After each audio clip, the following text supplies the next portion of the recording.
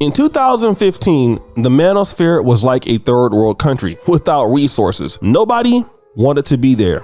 And I do mean nobody. And that is exactly how it was. It was barren. It was barren land. It was nobody there, no construction there, just a few guys hanging out in an empty landscape, sharing big ideas. And then the development came. And when the development came, so did the creators. On the white side, you had guys like The Return of Kings, Roosh V, Rollo Tomasi, Anthony Johnson in the 21 convention, guys like that, and honorable white guys like Donovan Sharp. On our side, we had Obsidian Media Network, The Angry Man Channel, and of course, the late great Kevin Samuels. And from the Black Manosphere came probably arguably the greatest creation outside of Kevin Samuels in the Black Manosphere, hashtag the Passport Bros. And then what did I notice?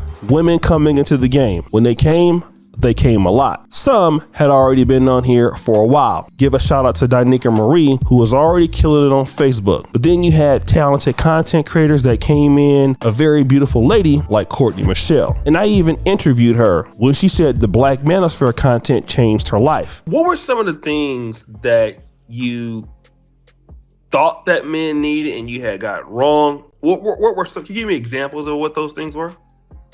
Well, I mean, I was one that was leading with education. I have a degree, I have a great job. So I thought, because that's what women look for in men, that obviously, well, that's what they want as well, too. So with the whole, the PhD terminology, as far as how it's used in this sphere, I had no idea that, it's important. Of course, no man wants someone that's dumb. But no one really cares if you're leading with it, because men want to provide. And a lot of times I think, and what I was doing is, playing a man role. Like I was telling men I can provide for myself. And so that was becoming, unattractive. And there was a big talk about women being in the manosphere, Black women being in the manosphere. People thought they were frauds. And instead of working with the sisters, they got a lot of hatred. Even though people like Courtney and Michelle was wondering, why don't women care about the things that men want to talk about? But if you listen to the last part of the clip, she's right. Men wanted to hear somebody talk like the woman they never thought existed. So that's what you got. And on the same hand, those women who were genuine, like Courtney and Michelle, like Danica Marie, like Six the Goddess, people didn't like it. But I did notice one thing. As soon as the feminists came in playing the role, folks hated it, especially the ones that were more closer to looking white. Now, if we go to whites, rewind SBK. There was one lady who was a complete feminist that played the whole crew. It was just Pearly Things. Now, when she came on the scene, she had so much of a fan base from men and Black men in general, I was afraid to really talk negative about her, because for people hating on me on my channel. And for a while, I didn't, until it just got so bad. But Just Pearly Things came on holding women accountable with clips like this. I think it's a detriment to women when we don't allow us to live in reality, because the more we live in delusion, that's how we get these crazy ladies saying that they were just coerced, manipulated, like, because all the other women will coddle them and just say, oh, you poor thing, you poor baby. We're adults. It's like, either make the choice or don't, but don't blame the men for the choice you made and cry manipulation later. Just stop it. And then she became the same feminist that was threatening mediocre tutorials and reviews for copyright strikes, like this.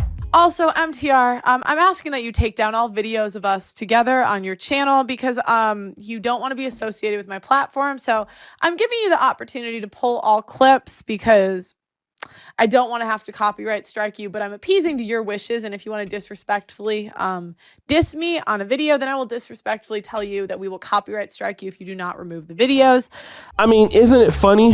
The lady out there who is basically trying to hold women accountable is out here being unaccountable herself. And yeah, that's exactly what Just Pearly Things did. She used Black content creators, then she used the Black Manosphere, then used the Manosphere in general, and then shifted to using conservative politics after she got all her money. She even mentioned that, hey, I'm tired of interviewing girls, so I can go and do something else. And honestly, just some changes we were really going to be making anyways.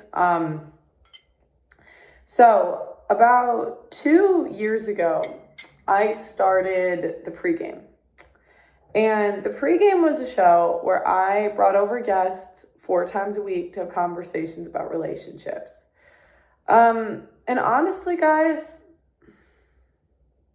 I just can't do it anymore. I can't. I cannot argue with OnlyFans models and low IQ women that are looking to get offended. But the biggest grifter of them all is not just Pearly Things. I thought that she was the biggest grifter. Actually, I was wrong. Dead wrong. The biggest grifter of them all is this woman. Let's be real, y'all. Men have one of the most, the Manosphere is one of the most powerful voices on the internet today. Okay, we are hearing what they're saying. They are being very clear about what they like and what they dislike. And I think a lot of women take issue with that because we are not meeting the preferences that they say they want. We are not meeting the standard. If I was meeting the standard, I wouldn't have an issue with your standard because I meet it. But I have issue or take issue with your standard when I don't meet it, when I'm not the preference, when I don't feel like I'm desirable. That's what it boils down to, is the fact that we want to be desirable. And when we don't feel like we're desirable and we feel like we're being rejected by what they're saying their preferences are, we're coming at, we're aggressive. We're, poking holes and diminishing what they're saying, discrediting them. But that's their preference and they're entitled to their preferences. That's right. Samantha Lee Gibson. She's even 30 times worse than just Pearly Things. Want to know why? She holds women accountable all the time. Relationships accountable all the time. This is the same person that has her own baby's father on child support while she's on here talking about how the manosphere is this and that. She's a bold-faced liar. And if you don't believe that she's a bold-faced liar, let's ask Tyrese. And when she walked out of her therapy session, she walked into the foyer where the bumblebee is, and there was 50 boxes with like 7 or 8 people there packing up all the shit to leave the house. And I was in an airplane on my way home to try and fight and save our marriage. So if you had people in your ear at the time, they must be still in your ear because you're still trying to get $20,000 a month for a 5-year-old. You make $160,000 a year on your own. This is all a game. You're clout chasing. You're something that I don't even know. A simple woman, not into materialistic things, don't care about fame and mansions and popularity. You're everything that you told me and all of your friends and loved ones that you wasn't. If you wanted to be famous, boo-boo, that's all you had to say. You didn't have to play this game that you wasn't. Now you out here playing on single mothers and their emotions, playing on women that are actually in abusive relationships and fucked up marriages that are toxic and dark and dysfunctional. That's not what that was. You think I would have a song entitled, I Don't Think You Ever Loved Me, if I didn't really feel that way? You think I would have a song out called Love Transaction if I didn't realize that it was never love, it was just a transaction? This shit is about money.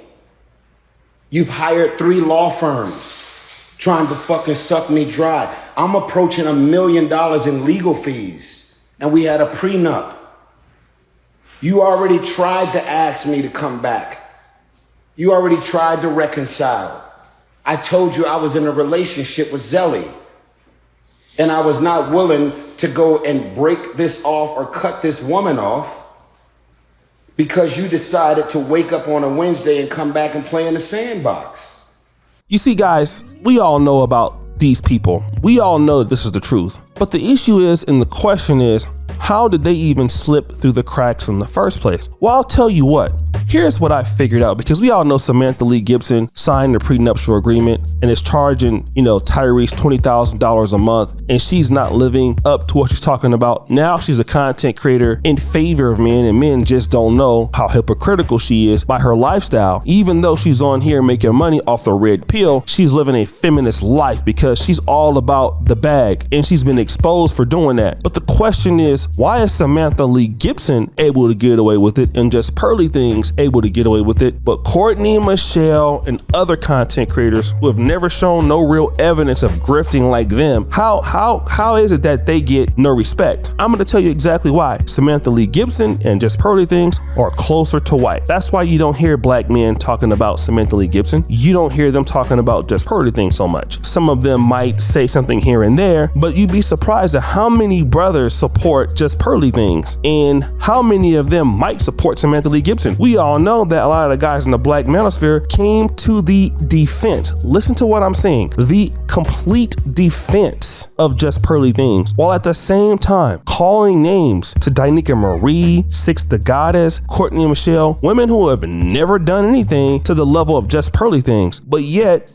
that was the truth. And the reason why Samantha Lee Gibson and just Pearly Things get away with it, I believe because they are closer to white. Samantha Lee Gibson is almost a white woman, okay? She's very pretty. And the other lady, just Pearly Things, is white. That's what I'm thinking. Because these two are the biggest grifters in the history of the manosphere. But they still get support. They still get comments. They still get likes, despite their particular hypocritical behaviors. And that is the truth. A lot of ladies, and it's not just, white women, they are grifting the manosphere and have been doing so for a long time, while at the same time showing evidence that they're still feminists. But guys, what do you think?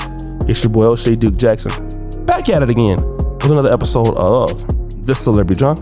I appreciate you for all that you do. Subscribe to the bell. We're out.